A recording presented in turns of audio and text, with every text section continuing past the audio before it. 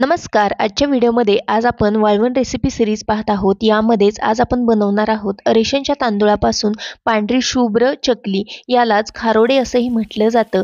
ही चकली तळल्यानंतर अगदी दुप्पट तिप्पट फुलली जाते. चकली बनवताना कुठेही तेलाचा वापर केलेला नाही, त्यामुळे चकली आरामशीर वर्षभरासाठी टिकली जाते. अर्थातच तळण्यासाठी आपल्याला तेल लागणार आहे. वेळ वाया न घालवता रेसिपीला सुरुवात करूयात. रेशनच्या तांदळाची खुसखुशीत वाळवणाची चकली किंवा खारोडे बनवण्यासाठी या इथं 1 किलो इतके रेशनचे तांदूळ घेतलेले आहेत. तर 1 किलो रेशनचे तांदूळ स्वच्छ नीट करून घेतले. त्यानंतर एका मोठ्या पातेल्यामध्ये काढून घेतले. त्यानंतर यामध्ये खूप सारं पाणी घातलं आणि हे तांदूळ हाताने अशा पद्धतीने चोळून धुवून घेतले. 2 ते 3 पाण्याने हे तांदूळ धुवून घेतले. त्यानंतर यामध्ये काही धूळ कचरा असेल तो निघून जातो. तांदूळ स्वच्छ 2 ते 3 पाण्याने धुवून झाल्यानंतर यामध्ये तांदूळ बुडून वरती पाणी येईल इतकं यामध्ये पाणी घालायचं. याच्यावरती झाकण ठेवायचं आणि हे तांदूळ आपल्याला 3 दिवसांसाठी पाण्यामध्ये भिजत ठेवायचं आहे. तांदूळ भिजवत असताना दररोज यामधलं आपल्याला पाणी आहे ते बदलायचं आणि पुन्हा पाणी घालून हे तांदूळ 3 दिवसासाठी भिजवून घ्यायचे. तिसऱ्या दिवशी इथं बघू शकता हे तांदूळ छान असे भिजलेले आहेत. याचा कलर देखील अगदी पांढरा शुभ्र दिसत आहे. आता पुन्हा हे तांदूळ हाताने चोळून घेऊयात आणि त्यानंतर यामधलं पाणी काढून एक पाण्याने हे तांदूळ पुन्हा धुवून घ्यायचे आहेत. तांदूळ स्वच्छ पाण्याने पुन्हा एकदा धुवून घेतल्यानंतर थोडे थोडे करून एका मिक्सरच्या भांड्यामध्ये काढून घेते.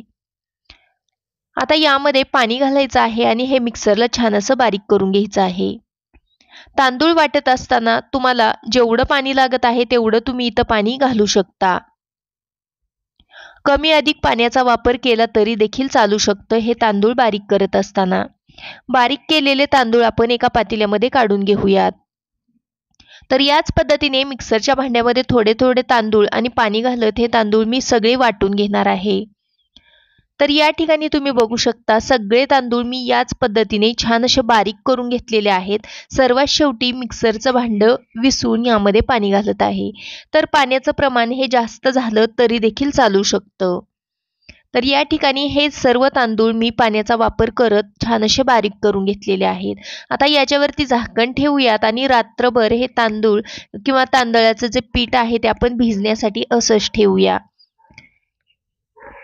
तर हे पीठ आहे ते न हलवता आपण रात्रभर असंच ठेवून देऊयात. तर तिसऱ्या दिवशी तांदूळ बारीक केल्यानंतर चौथ्या दिवशी तुम्ही बघू शकता हे तांदूळ आहेत ते छान असे वाटून घेतलेले होते ते भिजलेले आहेत. तर तांदूळाचं पीठ आपण भिजत ठेवलेलं होतं. त्यानंतर बघू शकता याच्यावरती जे पाणी आलेलं आहे ते आपल्याला अलगद असं बाजूला काढून घ्यायचं आहे. पातेलं जास्त न हलवता आपल्याला हे पाणी आहे ते काढून घ्यायचं. तांदळाचं पीठ आहे ते यायला लागलं की लगेच थांबायचं आहे. तर वरचं पाणी काढून घेतलेलं आहे ते आपण टाकून द्यायचं आहे आणि जे इथं बघू शकता तुम्ही मस्त असं आपल्या इथं तांदळाचा चीक किंवा तांदळाचं पीठ मिळालेलं आहे. याच्यापासून आपण छान अशा चकल्या किंवा खारोडे बनवणार आहोत. तर हे पीठ एकदा व्यवस्थित असं मिक्स करून घेऊयात. खारोडे किंवा चकली बनवण्यासाठी आपल्याला इथं अगदी पांढरं शुभ्र असं तांदूळाचं पीठ भेटलेलं आहे. व्यवस्थित असं हे पीठ एकदा छान असं फेटून घेऊयात. आता हे पीठ आपल्याला व्यवस्थित असं मिक्स करून घेतल्यानंतर एका भांड्याने मोजून घ्यायचं आहे, जेणेकरून आपल्याला या चकलीसाठी पाण्याचा वापर किती करायचा याचा अंदाज येतो. तर आता हे पीठ मी एका छोट्याशा पातेल्याने मोजून घेते, त्यामुळे एका पातेल्यामध्ये हे पीठ काढून घेते. तर इथं बघू शकता हे पातेलं आहे ते भरण्यासाठी अगदी 2 बोटे इतकं कमी आहे. त्यामुळे आपल्याला एवढ्याच पाण्याचा वापर करायचा आहे. जेवढं तांदळाचं पीठ भरलेलं आहे तेवढ्याच पाण्याचा वापर आपल्याला इथं खारोडे बनवण्यासाठी करायचा आहे. बघू शकता अगदी थोडंसं पातेलं आहे ते पीठ भरण्यासाठी कमी आहे. पुढच्या कृतीकडे वळूयात. तर तेवढंच पाणी आपल्याला इथं खारोडे किंवा चकली बनवण्यासाठी वापरायचं आहे. गॅस ऑन करते आणि गॅसवरती जाड बुडाचं पातेलं ठेवत आहे. लक्षात ठेवा इथं आपल्याला जाड बुडाच्या पातेल्याचाच वापर करायचा आहे. पातेल्यामध्ये आपल्याला जे एक पातेलं पाणी घेतलेलं होतं ते पाणी घालायचं आणि चवीकरता मीठ घालूयात आणि अर्धा चमचा पापडखार घालूयात. पापडखार घालणं पूर्णपणे ऑप्शनल आहे, नाही घातला तरी देखील चालू शकतं. पाण्याला छान अशी दणकून उकळी काढून घेऊयात. पाण्याला उकळी आलेली आहे. आता एका हाताने आपल्याला हे पीठ छान असं मिक्स करायचं आहे आणि एका हाताने हे पीठ आपल्याला या पातेल्यामध्ये ओतायचं आहे. ही प्रोसेस आहे ती आपल्याला कंटिन्युअस करायची आहे. पीठ हलवायचं, कुठेही मध्येच थांबायचं नाही. सर्व पीठ आपण या पातेल्यामध्ये ओतायचं आहे हळूहळू करत. तर या पद्धतीने एका हाताने हे पीठ कंटिन्युअस मी हलवत आहे. त्यामुळे यामध्ये अजिबात गुठळ्या होत नाहीत. ही प्रोसेस आहे ती आपल्याला फास्ट करायची आहे आणि कंटिन्युअस करायची आहे. त्यामुळे आपल्याला अगदी प्लेन असं इथं पीठ मिळतं. जेवढं आपण चीक घेतलेला होता किंवा पीठ घेतलेलं होतं तेवढंच पाणी आपण इथं घेतलेलं आहे. पाण्याला उकळी आल्यानंतर हे पीठ आपण यामध्ये ओतलं. तर माझ्याकडे अशा प्रकारची लाकडी रवी आहे. ह्या रवीने मी हे पीठ आहे ते व्यवस्थित असं फेटून घेते, मिक्स करून घेते. यामध्ये काही छोट्या मोठ्या गुठळ्या असतील त्या देखील या रवीने छान अशा फुटल्या जातात. तर अगदी कंटिन्युअस आपल्याला हे पीठ छान असं मिक्स करायचं आहे. जोपर्यंत हे पीठ आहे ते अगदी घट्टसर होत नाही तोपर्यंत. एकदा का पीठ छान असं मऊ झालं, घट्टसर झालं तर पुन्हा यामध्ये अजिबात गुठळ्या होत नाहीत. तर इथं बघू शकता अशा पद्धतीने हे पीठ व्यवस्थित असं आपल्याला एकसारखं फेटत राहायचं आहे.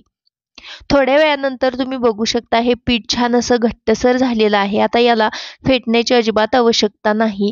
आता यामधली मी रवी आहे ती बाजूला काढून घेते. आता हे पीठ आहे ते आपल्याला छान असं वाफवून घ्यायचं आहे. पीठ शिजवून घ्यायचं आहे, म्हणजेच आपल्याला वाफवून घ्यायचं आहे. तर हे पीठ शिजण्यासाठी वेगळं काही एक्स्ट्राचं पाणी वगैरे काहीच लागत नाही. आता आपण हे पीठ आहे ते अगदी वाफेवरती छान असं शिजवून घेणार आहोत. तर इथं बघू शकता मस्त असा या पिठाचा किंवा या चिकाचा गोळा तयार झालेला आहे. आता याच्यावरती झाकण ठेवूया आणि 7 मिनिटासाठी लो गॅसवरती हे पीठ छान असं शिजून घेऊयात.